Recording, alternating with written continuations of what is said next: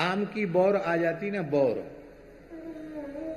तो अभी आप कल परसों की कथा में सुन चुके हैं कि वृंदावन में नित्य वसंत है? ग्रीष्म ऋतु में भी बसंत का वर्णन सुखदेव जी ने वृंदावन में किया है। ऋतुराज बसंत वृंदावन में सदा सर्वदा बसंत ऋतु निवास करती है और बसंत में ही आम के बौर आते हैं। इसलिए दिव्य वृंदावन में कभी पतझड़ आता ही नहीं, वहां आम भी बौरों से लदे रहते हैं। आम की बौर माने आम की मंजरी।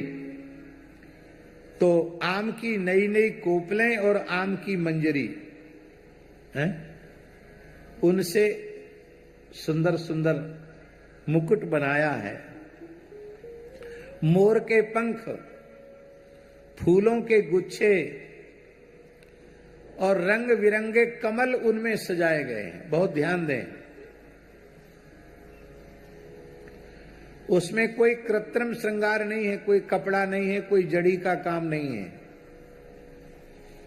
केवल सुंदर सुंदर आम्र के पल्लव, कोमल कोमल पल्लव, बौर और सुंदर पल्लव, उनके बीच बीच में गुथे हुए मयूर के पिछ और रंग बिरंगे कमल, रक्त कमल, पीत कमल, नील कमल, इनसे श्रृंगार।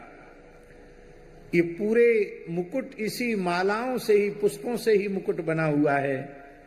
और कुमुद की माला, श्वेत पुष्प की माला धारण किए हुए हैं। श्याम सुंदर श्री कृष्ण, उनके श्याम श्रीअंग पर पीतांबर की बड़ी अद्भुत शोभा हो रही है। और तपे हुए स्वर्ण के समान गौर जो श्री बलभद्र जी हैं, उनके श्रीअंग पर नीलांबर फहराने लग जाता है। तो अरी सखी श्याम सुंदर के श्रीअंग पर पीतांबर और श्री दाऊजी के श्रीअंग पर जब नीलांबर फैलाने लग जाता है, तब उनका वेश और भी विचित्र लगने लग जाता है। मध्य विरे जतुरलम पशुपाल गोष्ठ्याम, ग्वाल वालों की गोष्ठी में वो दोनों बीचों बीच जब बैठ जाते हैं और अरी सखी अपने अधर पर बंसी पधरा करके दोनों मधुर तान छेड़ देते हैं। यहाँ केवल ठाकुर जी बंसी नहीं बजा रहे हैं, बलदेव जी भी बंसी बजा रहे हैं। दोनों ही मधुर तान, क्योंकि द्विवचन का प्रयोग है, दोनों मधुर तान छोड़ देते हैं। तो अरी सखी ऐसा लगता है रंगे यथा नटवरऊ क्वच गाय मानव, ऐसे लगता है कि दो चतुर नट रंगमंच पर अभिनय कर रहे हों। और अरी सखी उस समय उनकी शोभा कितनी होती है, हम उसका वर्णन नहीं कर सकती हैं। कैसे वर्णन करें? जो आंख देख रही है वो बोल नहीं सकती, और जो जिह्वा बोल रही है वो देख नहीं सकती। क्या करें? अब देखिए, बंसी तो गिरिराज जी की तलहटी में बज रही है, गोपियां घरों में बैठी हैं, लेकिन वो बिल्कुल उसी लीला का निकट से अनुभव कर रही हैं। ये है गोपियों का दिव्य प्रेम। आगे के छंद में गोपियां कह रही हैं कि अरी सखियों, ये जो वेणु है ना, ये हमारे साथ बड़ा अन्याय कर रहा है।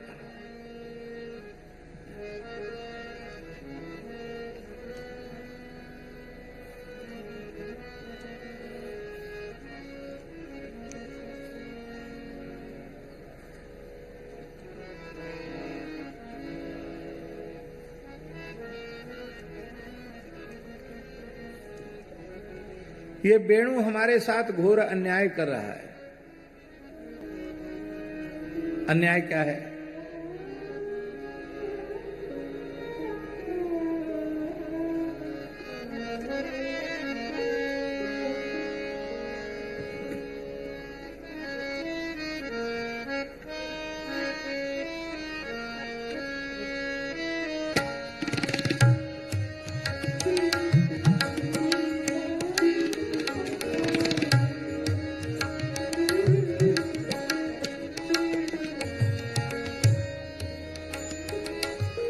इस वेणु का अन्याय क्या है? इस वेणु का सबसे भारी अन्याय ये है, देखो अन्याय क्या है? अन्याय की परिभाषा समझो। किसी का हक छीनना, किसी के अधिकार को छीनना, किसी के अधिकार का हनन करना, ये सबसे बड़ा पाप है।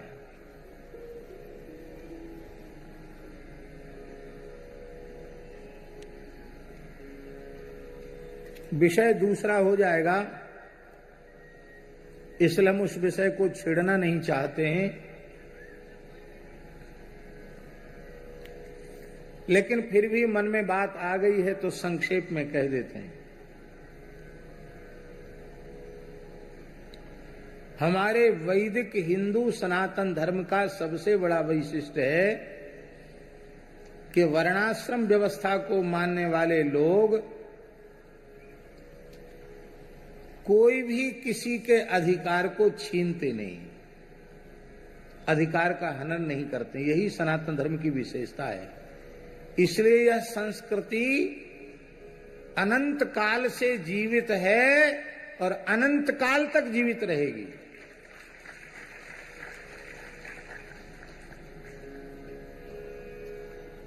मोटे रूप में देख लो,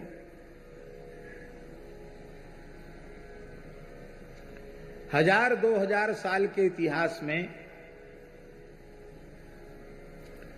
भारतवर्ष ने कभी किसी देश पर कब्जा किया हो,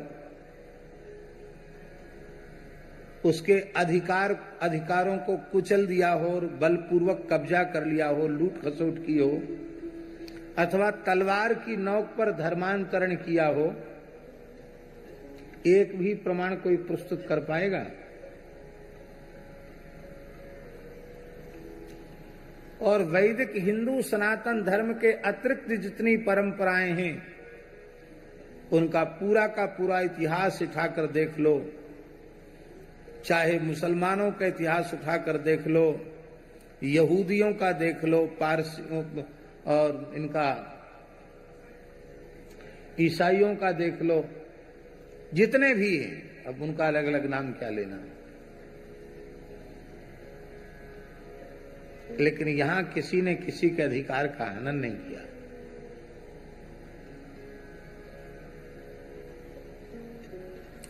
वर्णाश्रम व्यवस्था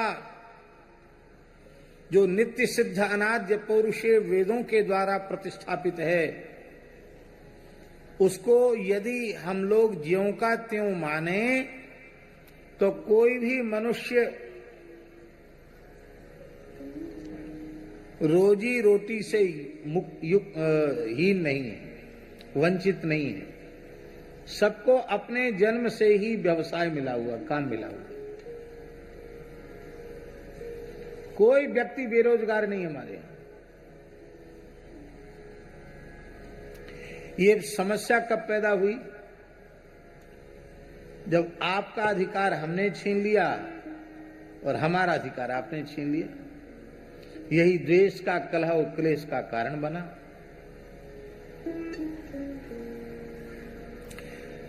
तो सबसे बड़ा अन्याय है किसी दूसरे का हक छीनना। ये बहुत बड़ा पाप है। गोपियां कहती हैं ये बहुत बड़ा पाप कर रहा है वेणु, हमारा हक छीन रहा है। ये श्याम सुंदर की जो अधर सुधा है, अधरामृत है, ये संपत्ति तो हमारी है। हम श्याम सुंदर का अधर सुधारस पिए, पर ये पुरुष जाति का होकर भी और श्याम सुंदर के अधर सुधारस को पी रहा है। हम तो क्षमावती हैं, चलो थोड़ा मोड़ा पी जाए, 2-4 बूंद, कोई बात नहीं। ये तो ऐसा चिपक गया है श्याम सुंदर के अधर से, लगता है पूरा का पूरा अधरामृत यही पी जाएगा, हमारे लिए एक बूंद भी नहीं छोड़ेगा। ये बहुत इसका अपराध है, अन्याय है। इसलिए कोई गोपी कहती है, इस बंसी को तोड़ मरोड़ के जमुना जी में डाल दो। कोई कहती आग में जला दो। कोई कहती चोरी कर लो इस बंसी की। ये सारी समस्या की जड़ यही है। और कोई गोपी कहती है कि हम लोग नाकाबंदी करके घेर कर श्याम सुंदर को और बलपूर्वक उनसे बंसी छीन लें, पर जब वो हाहा खाएंगे, गिड़गिड़ाएंगे, तब कुछ शर्तों के साथ इसको वापस करेंगे। इतनी ही देर बजाओगे, इसी समय बजाओगे, बार बार बजाओगे नहीं। और इसके बाद फिर थोड़ी देर के लिए उनको बंसी बजाने देंगे। अरे सखी, इस वेणु का ये कितना आदर करते हैं, कितना आदर करते हैं। कर कमल का पलका बिछा देते हैं। ये हाथ ही कमल हैं, हस्त कमल का पलका बिछा देते हैं। पलका समझते हैं ना, पलका जिस पर पौधा जाता है, पलंग। हस्त कमल का पलंग बिछा देते हैं। और पलंग बिछा करके, कर कमल का पलंग बिछा करके इसको सुला देते हैं ऐसे। फिर इसको तकिया क्या लगाते हैं, अपने अत्यंत कोमल लाल लाल होठों की तकिया लगा दे, अधर की तकिया लगा देते हैं। ये ठाठ से अधरों की तकिया लगा के पौड़ जाता है और फिर अपनी कोमल कोमल उंगलियों से इसके छिद्रों को दबाते हैं, तो ऐसे लगता है मानो इसकी चरण सेवा कर रहे हैं। जैसे कोई सो जाए अपना पूज्य, तो हम उसके धीरे धीरे पैर दबाते हैं। अरे लक्ष्मी जी जिनके चरण दबाती हैं, वे उन श्याम सुंदर से ये वेणु अपने पैर दबाता है। उंगलियों से छिद्र दबाते हैं तो लगता है पैर दबा रहा है। तो अरे सखी, इसलिए इसका अहंकार बहुत अधिक बढ़ गया है। तरह तरह के भाव गोपियों ने वर्णन किए और अंत में गोपी कह रही है, अरे सखियो देखो, अब वेणु की निंदा तो हमने बहुत कर ली। ये पुरुष जाति का होकर हम ब्रजांगनाओं के सर्वस्वभूत अधरामृत का पान कर रहा है, अनधिकार चेष्टा कर रहा है, ये अधिकारों का हनन कर रहा है, ये अच्छी बात नहीं है। ये बात तो हम लोगों ने कह दी, लेकिन अब हमें सावधान हो जाना चाहिए। किस किस बात से सावधान? तो गोपियां कह रही हैं, जो व्यक्ति किसी के उत्कर्ष को देख करके जलता है, भीतर भीतर ईर्ष्या करता है, वो व्यक्ति श्याम सुंदर को प्रिय नहीं। तो इस वेणु के सौभाग्य को देख करके किसी की उन्नति देखो, उत्कर्ष देखो, तो मन में खुशी होनी चाहिए। बहुत अच्छी बात है, बहुत उन्नति की, बहुत विकास किया। ये थोड़े ही कि किसी की उन्नति देख के दिन रात जलने लग जाओ। ये जलना अच्छा काम नहीं है।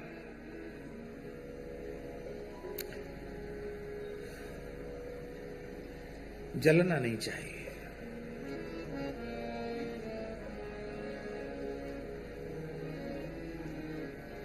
दो चीजें भगवान को प्रिय नहीं। कौन चीज? तीन चीजें।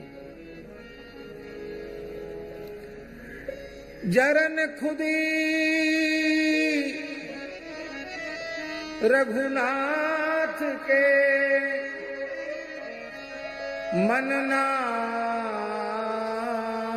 सुहाती, जाके जी अभिमान है, ताकि तोरत छाती।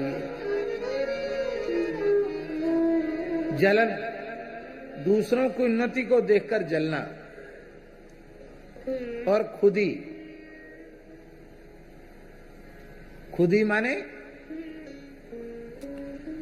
बहुत से लोगों का स्वभाव होता है देना लेना एक फूटी कौड़ी नहीं, और जहां कहीं कोई अच्छा काम हो रहा हो बोले मैं था ना वहां इसलिए हो रहा था। ऐसे बहुत से लोग होते हैं, हर चीज का श्रेय खुद लेते हैं। मैंने ऐसा कर दिया, मैं वहां था, मैं वो, मैं हर चीज की सफलता का श्रेय स्वयं लेना, ये भी भगवान को प्रिय नहीं है। आपके जीवन में कोई सफलता प्राप्त हो रही है, किसी भी काम में आप विफल नहीं हो रहे हैं, फेल नहीं हो रहे हैं, हर काम में आप सफल हो रहे हैं, तो उसके लिए आप अपने माता पिता को धन्यवाद दो, अपने पूर्वजों को धन्यवाद दो, देवी देवताओं को धन्यवाद दो और परम पिता परमेश्वर को धन्यवाद दो, जिसने हमें इतनी अच्छी सद्बुद्धि दी कि हम सब काम में आगे बढ़ रहे हैं। ये थोड़े कि अपनी पीठ खुद ही ठोकने लग जाओ, वाह जी वाह हमसे बड़ा कोई नहीं, हमने ऐसा किया, हमने ऐसा किया, हमने ऐसा किया।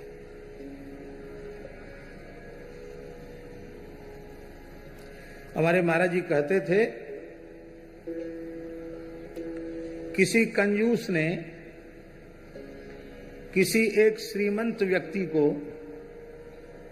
थोड़ी सिपाड़ी जानते ना, सिपाड़ी सरोता से कुतर के खिला दी। वो तो हमेशा ही पान सुपारी चबाते रहते थे, तो अब व्यक्ति जब मिलता तभी कहता कहो सुपारी कैसी है, मानो जीवन भर वही सुपारी मुंह में रखी हो। कब की गई भूल गई, लेकिन जैसे एक बार सुपारी क्या खिला दी, जीवन भर के लिए सुपारी हो गई। खुद श्रेय मत लो, अपने से बड़ों को श्रेय दो।